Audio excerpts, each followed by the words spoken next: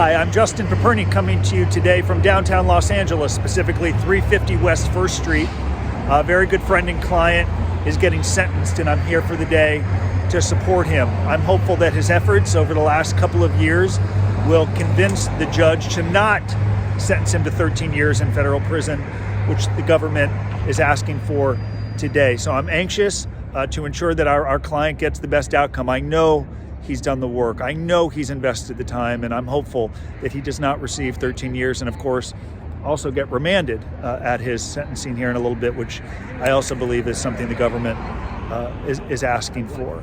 It's always interesting to return to downtown Los Angeles. As I've mentioned, upon my release from federal prison, I use my passes in the halfway house to cold walk through the streets of downtown Los Angeles, handing out, or some would say peddling, my book, Lessons from Prison. Many of those lawyers, some even laughed me out of their office. Many didn't take it, but many of them did take it, and I'm grateful to continue to work with those lawyers. But I'll always see downtown Los Angeles differently because of those long cold walking days immediately after I was released from federal prison, but it's part of the journey.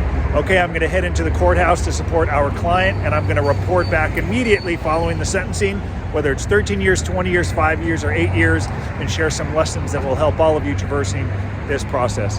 Back in a little bit. Okay, we're about an hour into the sentencing hearing. Judge had to take a little break. A lot of interesting facts for all of you who are following along. To begin, never forget the importance of the probation report. The judge discussed it at length and went into great detail about the probation report. I want to read something the judge said. Forgive me here for a moment.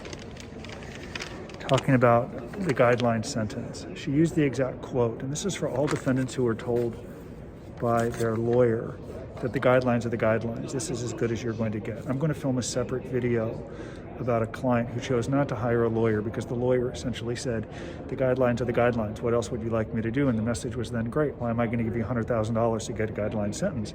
No one can predict or guarantee what the outcome will be, but you at least would like to know your lawyer has evidence or has other cases where the client has gotten a below guideline sentence. And I share that with you because the judge said specifically, the court does not presume the guidelines is the appropriate sentence. So keep that in mind for all of you who are told by your lawyer, hey, it is what it is, the guidelines are the guidelines. I have notes from a federal judge who I will repeat said, the court does not presume the guidelines is the appropriate sentence. So here's a little break. I'm going to head back into the sentencing hearing. I look forward to reporting, hopefully with some good news, that our client did not get 13 years in prison. Okay, we have another break here, so I want to film this video. So the lawyers right now, prior to the break, were arguing with, I won't say arguing, discussing with the judge this idea of acceptance of responsibility. And the U.S. attorney is arguing that our client should have, let me make sure I'm looking at the right spot here, that our client should have his acceptance of responsibility points removed, all three of them. And of course, the defense is arguing that he's pled guilty, he's paid back the lion's share of the money. Those points are essential with respect to the guidelines. Never forget as a defendant the importance of post-defense conduct, right? This is a tax case, yet when you have the government discussing obstruction and removing 3 points, I'm so sorry about the mask. Thank you for bearing with me. If you take it off here, they're probably going to re-arrest me since I'm a felon and send me back to prison, so I got to keep this mask on. You have to understand the importance of post-offense conduct, and the government, Big Brother, is always watching. These 3 points are a big deal in the guidelines, so I hope the judge rules favorably in our client's favor that he's worthy of the 3 points, but I'm not sure. Don't know what's going to happen. I will continue to film these videos as I get update on the sentencing. Bye-bye. Okay, we're about 2 hours into this sentencing. We have another break. Beautiful day here. I'm outside.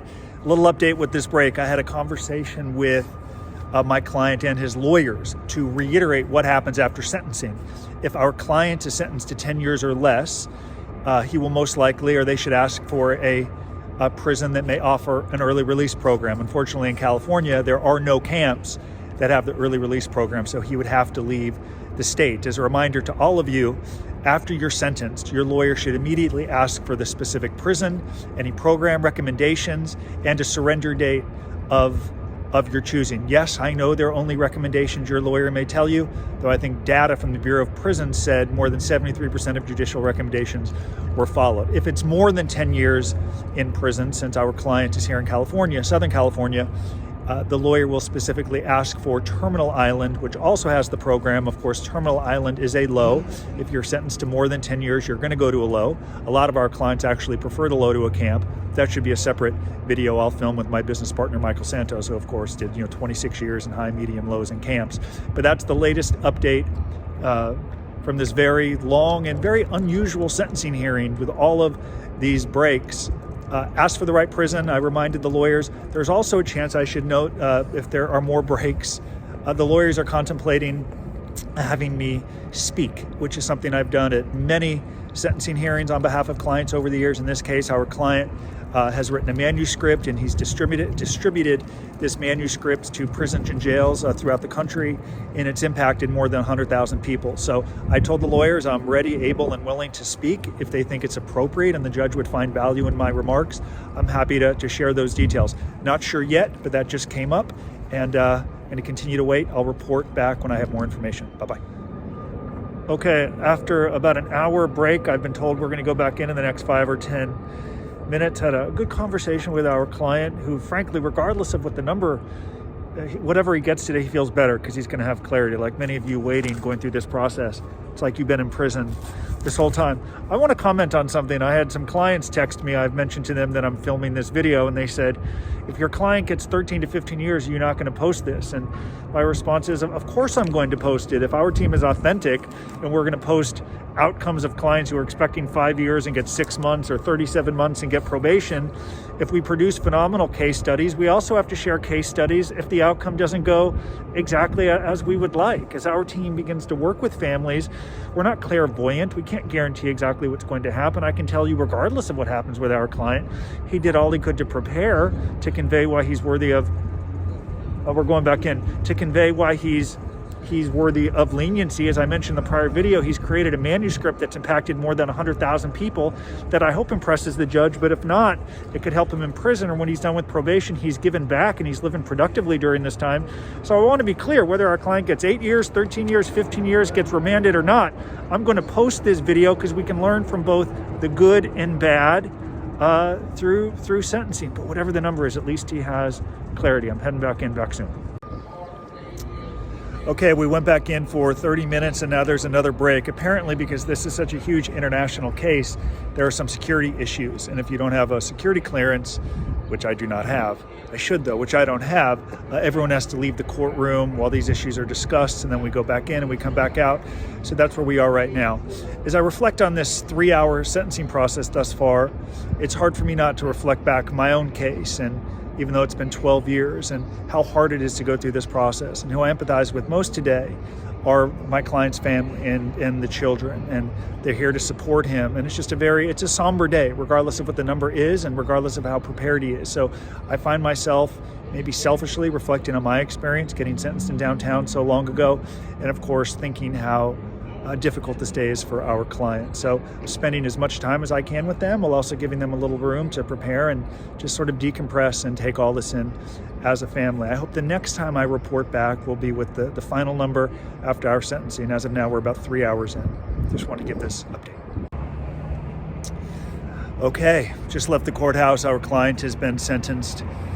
Interesting process in the sentencing hearing. The judge spent about 2 hours going through all the relevant 3553 factors, and it's usually the other way around. A lot of times the defense attorney and the U.S. attorney will argue the factors or the mitigating factors of the defendant, then the judge will rule. In this case, the judge, as I just mentioned, spent a couple of hours going through these factors: deterrence, background of the defendant, all of those things. After she went through the 3553 factors, she indicated that she's inclined to give a sentence of 144 months, which would be a year less than the government's 13-year recommendation. The defense attorney then stood up, had an opportunity to argue, and really spent his time arguing why our client should get the 3 points for the acceptance of responsibility that the judge seemed inclined to take away. Following that presentation, the U.S. attorney stood up and did what they do best. They argue why first-time nonviolent offenders should serve decades in prisons away from their family and community. I frankly got a little chuckle out of it, as did the associated the AP reporter sitting to the left of me. So the U.S. attorney then argued that our client in his plea agreement had committed to paying back all of the money in advance of sentencing. It was in the plea agreement. Then apparently there's this thing called like COVID. There's a pandemic or something like that, which precluded his ability to keep making money because he signed the plea agreement before COVID. Then the U.S. attorney who had allowed him to travel the world to work and make money restricted his ability to leave the country. Therefore, due to COVID and the U.S. government taking away his passport, not allowing him to travel, work, and make money, he fell a little bit short of the full commitment he had made to the court in his plea agreement. So therefore, because he didn't pay all of the money and got pretty close without considering COVID and the fact that they took away his passport, the government argued he didn't really fully accept responsibility because he's short, and the judge agreed. After some banter back and forth with the defense attorney and the U.S. attorney, the judge very stoically stuck with her original recommendation of 144 months in prison. Thankfully, our client, to the government's chagrin, was not immediately remanded to custody, where he would have gone, I guess, a couple of blocks from here in downtown Los Angeles, was given 90 days to report, and thankfully the judge mentioned if he needs more time due to COVID and other factors, the judge would be open to that, amenable to that. So that's a wrap on what is a very tough and emotional day of a sentence where the government was seeking 13 years. Our client got 12 years, thanks in no part to the removing of this 3 points for the acceptance of responsibility. And it really speaks, as I wrap up here, if you tell the government you're going to do something, you have to do it. If you sign a plea agreement that says you're going to do something, you do it. I know I said that twice, but it bears repeating, because that 3 points would have been helpful to my client, because at 12 years, you give him those points, potentially takes him under 10 years, would have been eligible for a minimum security camp, and now he's going to go to a loan. He'll be fine. He's got a great mindset, supportive family, strong network.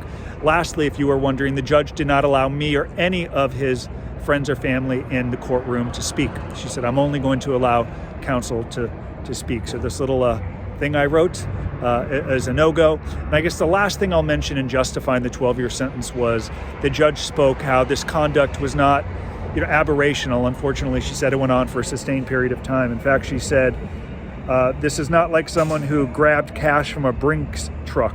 This was not a crime of opportunity or impulse. This was lengthy and sophisticated, not a crime of opportunity. And she said repeatedly, this was not a one-off.